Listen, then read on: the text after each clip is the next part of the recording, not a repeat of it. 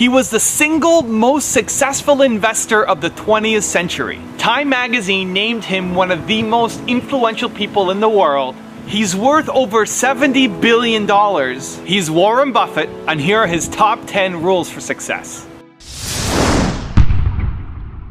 How can other people tap dance to work? What's the secret of that? You find your passion. You find your passion. I was very, very lucky to find it, when I was 7 or 8 years old, and fortunately, my children have found their passion. One son loves farming like nothing else. One son loves music like everything else, and all three of them love philanthropy and what they get to do.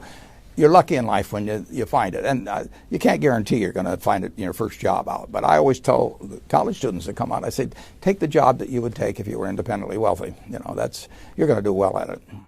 If you think you're going to be a lot happier if you've got 2X instead of X, you're probably making a mistake. I mean, you ought to find something you like that works with that, and you'll get in trouble if you think that making 10X or 20X is the answer to everything in life, because then you will do things like borrow money when you shouldn't, or maybe cut corners on things that your employer wants you to cut corners on. Or it just doesn't make any sense. You won't like it when you look back on it.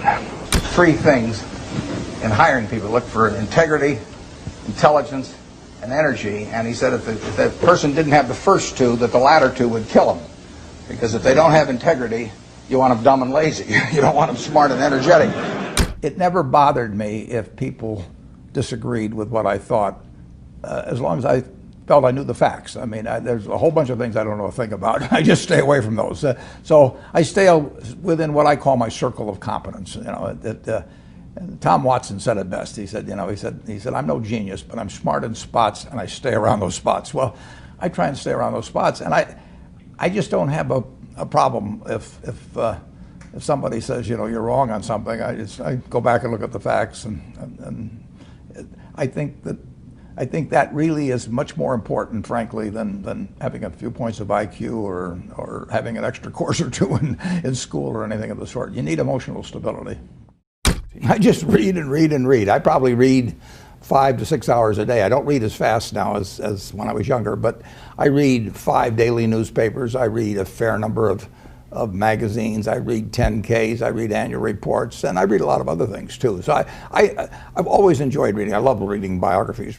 Famous lesson about a margin of safety, that you don't drive a truck that weighs 9,900 pounds across a bridge that says limit 10,000 pounds, because you can't be that sure about it. If you see something like that, you go down a little further down the road and you find one that says limit 20,000 pounds, and that's the one you drive across. The nature of capitalism is that people want to come in and take your castle. It's perfectly understandable. I mean, if I'm selling television sets or something, there's going to be 10 other people that are going to try and sell a better television set. If I have a restaurant here in Omaha, people are going to try and copy my menu and give more parking and take my chef and so on. So capitalism's all about somebody coming and trying to take the castle. Now, what you need is a castle that has some durable competitive advantage, some castle that has a moat around it.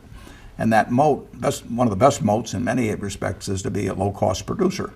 But sometimes the moat is just having more talent. I mean, if you're the heavyweight champion of the world and you keep knocking out people, you've got a competitive advantage as long as you can keep doing it. And it's very profitable if you're the one that happens to be able to do it.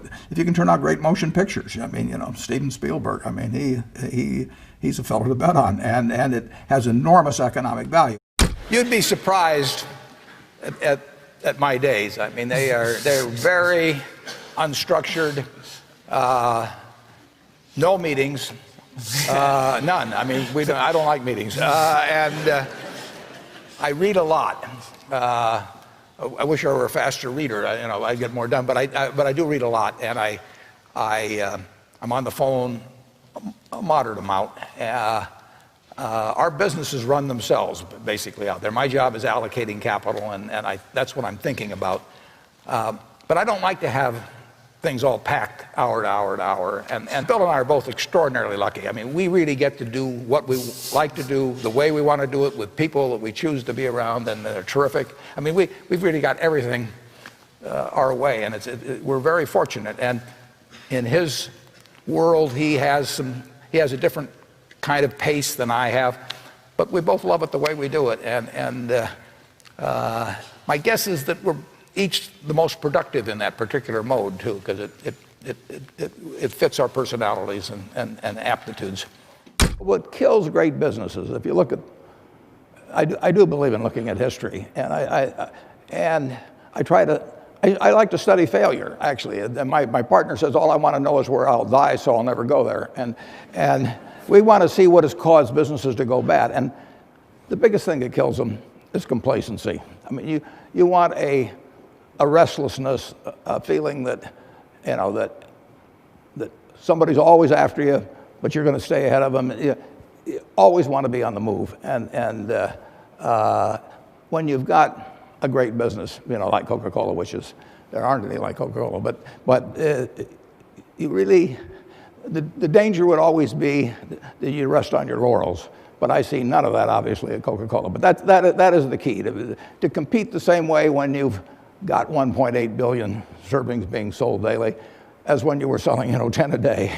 And that restlessness, that belief that tomorrow is more exciting than today, you just have to have it permeate the organization. Who was Ben Graham? He was your primary mentor, model? He was a wonderful man, and he was my professor at Columbia. I read his book when I was 19 at the University of Nebraska, and I'd started investing when I was 11, and I started reading about it when I was like 7. So I'd gone through I read every book in the Omaha Public Library that there was on, by the time I was 12, on investing and stock market. And I had a lot of fun, but I never really found out, I never got grounded in anything. And it was entertaining, but it wasn't going to be profitable. And then I read Graham's book, The Intelligent Investor, when I was at the University of Nebraska. And that just opened the whole thing up to me. Yeah, and I named my oldest son is named Howard after my dad, Graham Buffett, and he was a marvelous man. Never expected anything from me in return. Ben Graham, in his low teens, looked around and he looked at the people he admired, and he said, I want to be admired, so why don't I just behave like them? And he found there was nothing impossible about behaving like them. And similarly, he did the same thing on the reverse side in terms of getting rid of those qualities. You have given a lot of fabulous advice, but what's the best advice that you've ever received?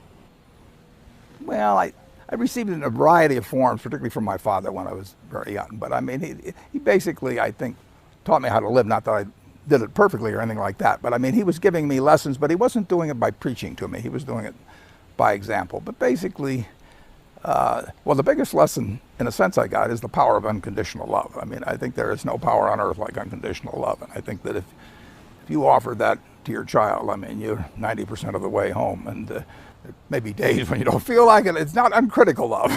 That's a different animal. But to know you always can come back, I mean, that is huge in life. That takes you a long, long way. And I would say that every parent out there that can extend that to their child at a very young age, it's going to make for a better human being. And you felt like you got that kind of unconditional love from your dad? I absolutely did, yeah.